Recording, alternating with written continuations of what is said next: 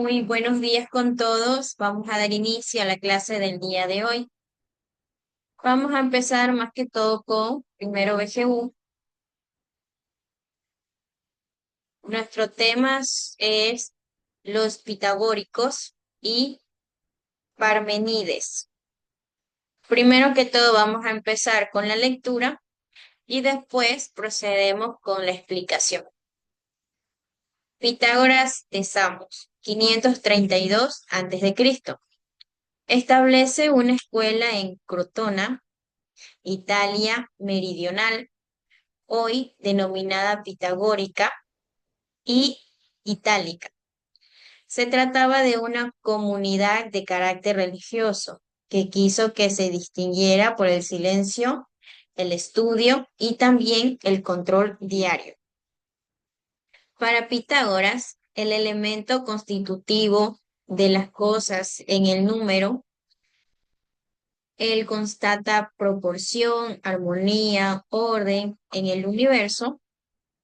En efecto, muchos fenómenos relevan una regularidad tal que permite elaborar leyes matemáticas.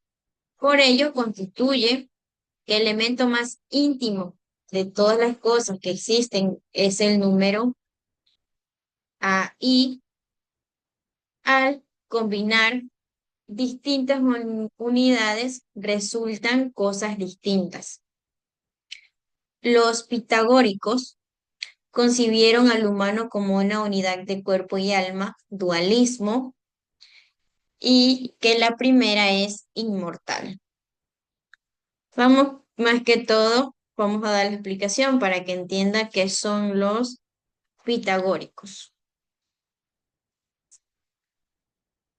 A ver, más que todos los pitagóricos fueron seguidores del movimiento filosófico religioso, fundado por Pitágoras de Samos, cuya creencia central que eran los números, que eran la esencia de todas las cosas. Más que todo, también habían estudiado lo que era la matemática, la filosofía y también la música, y consideraban que el universo funcionaba con una estructura armónica basada en los números. Desarrollaron también un estilo de vida comunitario con reglas éticas y místicas. Y su legado también incluye descubrimientos en matemáticas como el teorema de Pitágoras. Vamos más que todo con las creencias principales, ¿ya? El número como principio de todo. Eso fue su primera creencia. Creían que el cosmos era ordenado por principios matemáticos y que el número tenía propiedades místicas que explican la realidad. Otra creencia era el dualismo, el alma, el cuerpo. Consideraban que el alma es inmortal y divina, mientras que el cuerpo es material y mortal. Y la purificación del alma se logra a través del conocimiento y también de la vida en armonía. La armonía de la esfera. Esa era también otra creencia que postulaban que los movimientos de los cuerpos celestes creaban una música celestial y que el universo giraba en torno a un fuego central. Su organización y estilo de vida en ese entonces era que vivían en comunidades cerradas con propiedad comunal, donde las mujeres eran aceptadas como iguales y el conocimiento se transmitía de forma oral. También tenían una estructura jerárquica y un conocimiento restringido solo a los iniciados, los matemáticos. Su ética era que se guiaban por una doctrina mortal que incluía reglas como los versos de oro y la idea de la reencarnación de las almas. Por último, también hablaremos de su legado y sus contribuciones. Con respecto a la matemática, se les atribuyen descubrimientos importantes en geometría y aritmética, incluyendo la formulación del conocimiento teorema de Pitágoras, aunque era también conocido por otras culturas. Estudiaron también la relación entre los números y las proposiciones musicales, sentando las bases para la teoría musical occidental. Su visión del cosmos como una unidad matemática influyó en filósofos posteriores como Aristóteles y se le consideraba también uno de los orígenes del pensamiento científico. Entonces, ¿cómo definían los pitagóricos?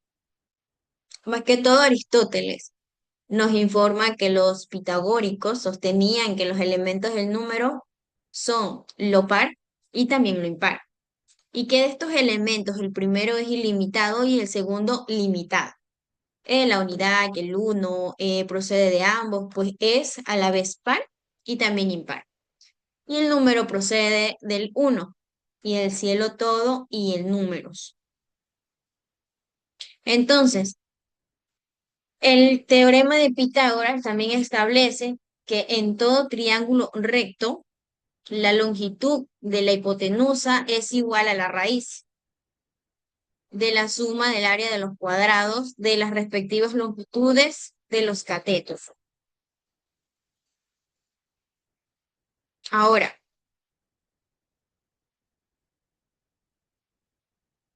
cuando estábamos hablando sobre las creencias de los pitagóricos, mantenían Pitágoras en su nivel más profundo, la realidad de la matemática en la naturaleza, que la filosofía puede ser uso para la purificación espiritual, que el alma puede alcanzar la unión con la divinidad, que ciertos símbolos tienen un significado místico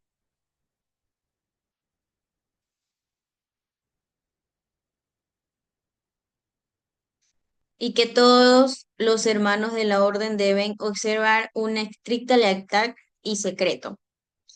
En ese entonces, tanto los hombres como mujeres se les permitía llegar a los miembros de la sociedad. De hecho, varias mujeres pitagóricas posteriores llegaron a ser famosas filósofas. Con respecto al círculo exterior de la sociedad, era conocimiento en sus propias casas, yendo a la sociedad solo durante el día, se les permitían sus propias posesiones y no se les exigía, perdón, y no se les exigía ser vegetarianos. Por otro lado, el trabajo real de Pitágoras es que su escuela también practicó un secreto y la comuna, haciendo difícil distinguir entre el trabajo de Pitágoras y el de sus seguidores. Ciertamente, su escuela hizo contribuciones destacadas a las matemáticas y muchas se atribuyen al propio Pitágoras. Primero deberíamos tener claro en el qué sentido de las Pitágoras estaban estudiando, estaban estudiando más que todo las matemáticas. No estaban actuando como un grupo de investigación, era matemáticas que lo hace en una moderna universidad u otra institución. No había problemas abiertos para resolver y no estaban interesados en ningún sentido en el interés de formular y resolver problemas matemáticos. ¿Cómo vivían los pitagóricos? Si no tiene preguntas, no. Más que todo, vivían en sus propias casas, se les permitía tener posesiones personales y no se les imponía el vegetarismo, solo existían como oyentes durante el día. Aquí también dice el teorema de Pitágoras, se atribuye a Pitágoras de somos la formulación del teorema matemático según el cual en todo triángulo rectángulo la longitud de la hipotenusa es elevado al cuadrado es igual a la de la suma del cuadrado de los catetos. Este teorema, que fue desarrollado por Pitágoras a partir de estudios egiptos que encontró en la biblioteca de Alejandría, ha servido de base para la geometría, analítica, la física moderna y también hasta para algunos aspectos de la química.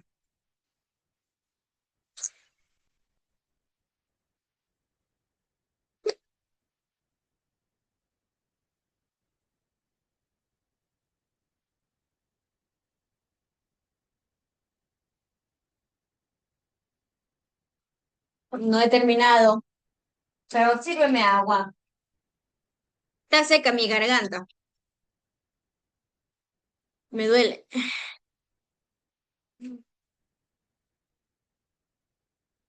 Te lo juro, recién voy llegando a mi casa. Oye, en serio, yo no sabía qué decir. Te lo juro que no sabía. Hablé la clase una por una y volví a repetir qué era y así, porque ya no sabía qué sacar palabras.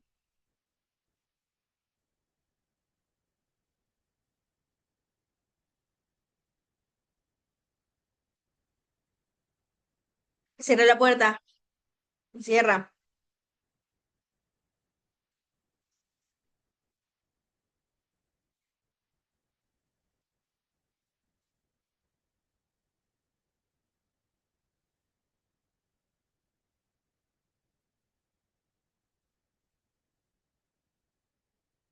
No, voy a seguir grabando. Entonces, vamos a seguir con Parmenides. Conocemos como el atismo o escuela de Elea a la fundada por Genofanes. El aporte más destacado es el de Parmenides, que nacido en 540 a.C. Lo siento. El pensamiento parmenideo ejerció una influencia fundamental y definida en el pensamiento filosófico hasta la actualidad, ya que traslada el elemento constitutivo de lo que existe al ser eterno e inmutable. Esta novedad se diferencia racionalmente del naturalismo miliceo, que venía en los elementos como el aire, el fuego y el agua, el origen de las cosas. Por otra parte, para Parmenides, el ser se descubre mediante la inteligencia y consiste en la propiedad que hace que todas las cosas existan, estén presentes o sean reales. Esta postura es conocida como monismo, ya que reduce toda la realidad a ser ontos en griego y puede llevar a desestimar el conocimiento sensible.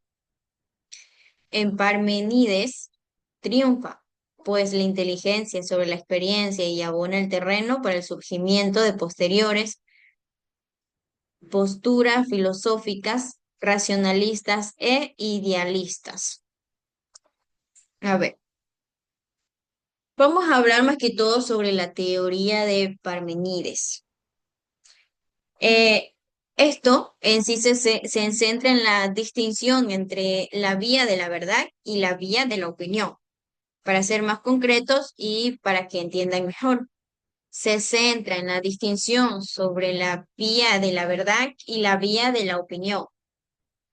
Sostiene que el ser es uno, eterno, inmutable e invisible, y que todo lo que percibimos como cambio o multiplicidad es una ilusión creada por los sentidos. Según él, solo lo que el ser existe y el no ser no existe y no puede ser pensado. Por lo tanto, el cambio es imposible porque implicaría pasar del ser al no ser, algo que no puede suceder. Muy bonito eso, del ser al no ser. Entonces, cuando hablamos la vía de la verdad, es el camino del pensamiento racional que conoce a la verdad, donde se comprende que el ser es una sola realidad eterna e inmutable. La vida de la opinión es el camino de los sentidos y que nos muestra un mundo de cambio y multiplicidad, pero esta percepción se ilusoria y también puede ser un poco engañosa. Vamos a hablar sobre las características del ser.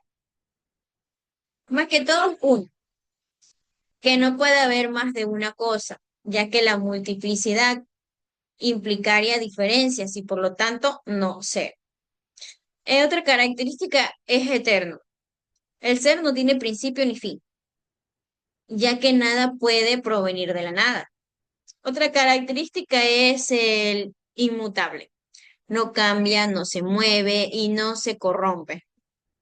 Otra característica también puede ser el inmóvil, que no puede haber movimiento, ya que el movimiento implicaría que el ser está en un lugar en el que antes no estaba y en el que ahora no está, lo que implicaría el no ser. Otra característica sería el completo y el homogéneo, que no tiene partes ni más ni menos, simplemente está lleno de ser. Entonces hablemos sobre las implicaciones de la teoría. La crítica de la experiencia sensible, la teoría de Parmenides, contradice directamente la experiencia cotidiana, donde recibimos el cambio y la multiplicidad constantemente. Esto pone en duda la fiabilidad de los sentidos para conocer la verdad. La obra de Parmenides sentó las bases para el ser, estudio del ser, una rama de la filosofía conocida como antología. Entonces aquí hablamos ya sobre su teoría. Hablemos de cuál fue el aporte. Fue el primero en establecer la superioridad de la razón frente a la percepción y también obtuvo principalmente su prestigio gracias a esta idea. Lo que vemos y captamos a través de nuestros sentidos que no es cierto. ¿Qué pensaba Parmenides del ser? A ver, eso sí les dije hace un momento. No dice que lo que no ente no cambia. Es el ser quien es inmutable, puesto que lo que consigue de forma puramente, no como ente ni como cuerpo, espacio o temporal. ¿Ya? Entonces, vamos a hablar aquí también sobre la frase de Parmenides. ¿Cuál creen que haya sido su frase? A ver, del que habla el ser y no ser y todo eso. Su primera expresión escrita también se encuentra en el poema de Parmenides. Si desean, también pueden ir y verificar. Más que todo, también tener más conocimiento sobre este personaje. Su primera expresión dice que es una misma cosa el pensar con el ser. Es una misma cosa el pensar con el ser. En esta frase, los términos pensar y ser ¿qué forman? El sujeto y los términos, que es una misma cosa el predicado. Ahora, ¿qué decía Parmenides sobre el conocimiento?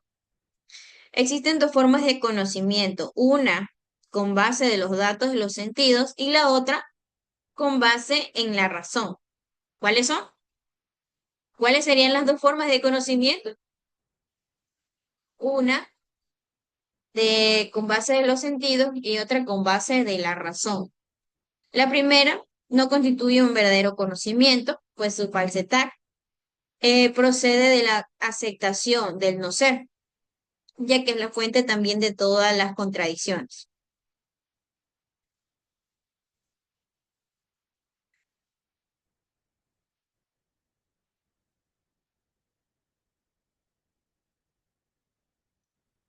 A ver, Parmenides también sostiene que no podemos pensar que el mundo en que vivimos está compuesto de múltiples cosas, pero en realidad el mundo, un solo e inmutable, en realidad insistió. Tenía que ser una sola porque todas las cosas recibieron su existencia y también su sustancia en ella.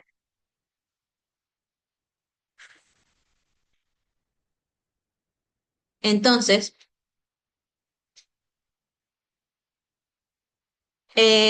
Parmenides, más que todo, pudo haber escrito un número de obras sobre este asunto, ¿verdad?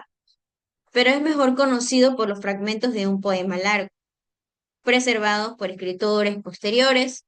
sobre el tema del camino de la verdad y el camino de la opinión. Aunque el título original del poema se haya perdido, se dice que fue difícil entender la filosofía de Parmenides y que fue rechazado por parte del público, lo que hizo necesario que su discípulo, en ese entonces, Zenón de Elea, floreció en torno al 465. Escribió 40 paradojas lógicas que matemáticamente probaban que el cambio del movimiento y cualquier pluralidad era una ilusión y que la realidad era uniforme.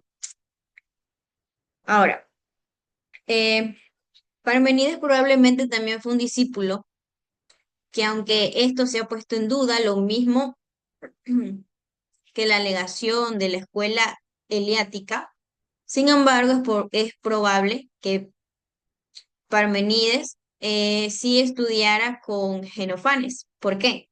Porque la visión de un Dios único, todopoderoso, distinto de los seres humanos y la concepción humana sobre los dioses, así como los otros fragmentos de su obra que abogan por un plano superior de comprensión, lo cual es también malinterpretada por los seres humanos. Y es similar en muchas maneras de la visión de Parmenides. Entonces, ¿de qué estábamos hablando? De que Parmenides sostiene que podemos pensar que el mundo en el que vivimos está compuesto por múltiples cosas, pero que en realidad el mundo es uno solo e inmutable. En realidad insistió que el ser una sola, porque todas las cosas recibieron su existencia y también su sustancia en ellas, por ejemplo, el perro y el caballo, aunque parezcan animales distintos, participaban en la forma en función de las cosas vivientes, al igual que lo hicieron los seres humanos, y así, en la esencia, los tres eran todos lo mismo. Nada afirmó, es capaz de cambiar de ninguna manera significativamente porque la sustancia misma de la realidad es inmutable.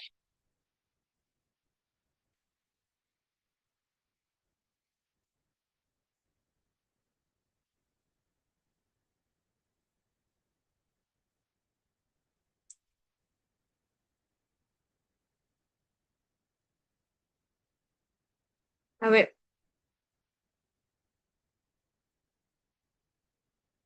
en este momento que hemos estado hablando sobre Parmenides, ¿cuál fue la frase que más utilizó?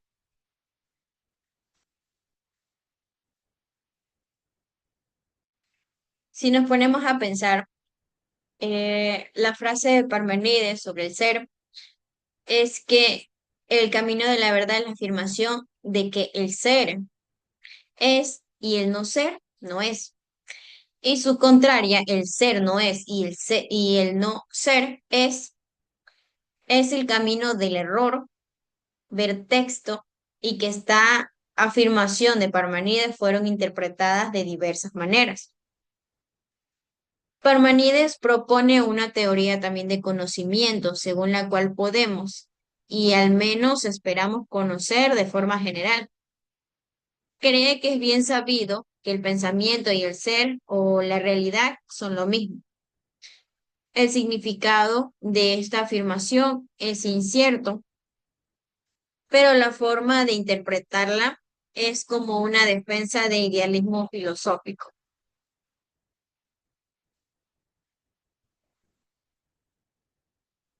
Parmenides también había argumentado que el ser único, inmutable y el eterno, y que cualquier cambio o multiplicidad es una ilusión creada por los sentidos. Al confiar en la razón, podemos también superar estas percepciones engañosas, alcanzar un conocimiento más profundo y auténtico.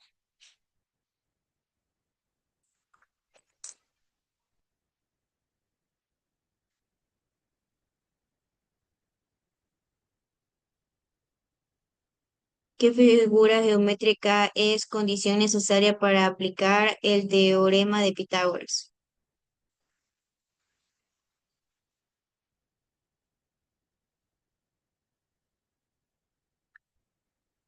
Dame, no.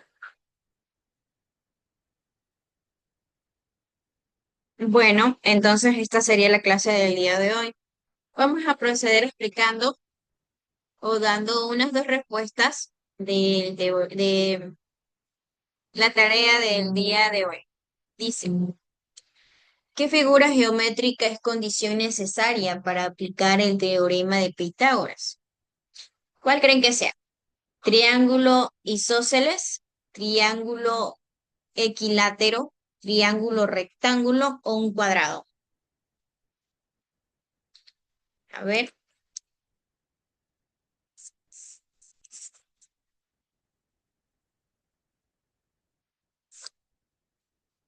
a ver. La figura geométrica es necesaria para aplicar el teorema de Pitágoras, entonces es el triángulo rectángulo. ¿Por qué? Porque este teorema se cumple únicamente en aquellos triángulos que tienen un ángulo de 90 grados. Entonces, esa característica permite identificar de los catetos los lados que forman el ángulo recto y la hipotenusa el lado opuesto al ángulo recto.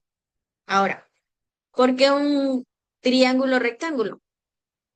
El teorema de Pitágoras establece lo que es una relación matemática específica entre los lados de un triángulo rectángulo, que no es aplicable a otros tipos de triángulos, como los acutángulos, ya que la suma de los cuadrados de los dos lados más cortos no sería igual al cuadrado del lado más largo. Ahora, ¿por qué es una condición necesaria? Para utilizar el teorema, más que todo, es indispensable tener un ángulo recto. Entonces, ese ángulo recto define a los otros dos lados como catetos y al lado más largo como hipotenusa. Entonces, ¿qué abarcaría? Que es un elemento en que la fórmula utiliza directamente. Ahora, vamos con la siguiente. Dice, según la filosofía pitagórica, ¿cuál es el elemento primordial de la realidad o arge?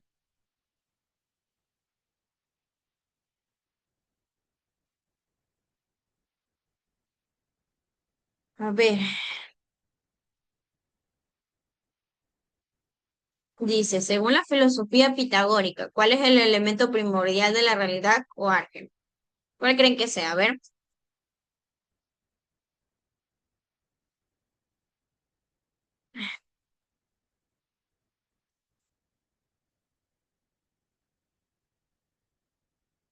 los pitagóricos creían que el universo entero se rige por el número, ya que es la esencia de todas las cosas y el fundamento lo ven como un principio exacto o infinitivo, a través del cual se pueden explicar la mecánica y la estructura de la realidad. Como vemos, esto lo estábamos viendo también hace un momento. Entonces, ¿cuál es la respuesta? El número. ¿Por qué? Porque creían que el universo entero se rige por el número. Entonces, el número como principio de todo. Los pitagóricos sostienen que las relaciones de las cosas en el universo son fundamentalmente numéricas. Cada figura geométrica y por ende cada cuerpo en el mundo sostenible puede ser pensado como una cantidad finita de unidades basadas en números. El orden y la armonía también creían que el cosmos funcionaba de acuerdo con relaciones numéricas armoniosas, por lo que el estudio de las matemáticas y la geometría era fundamentalmente para entender el orden del universo.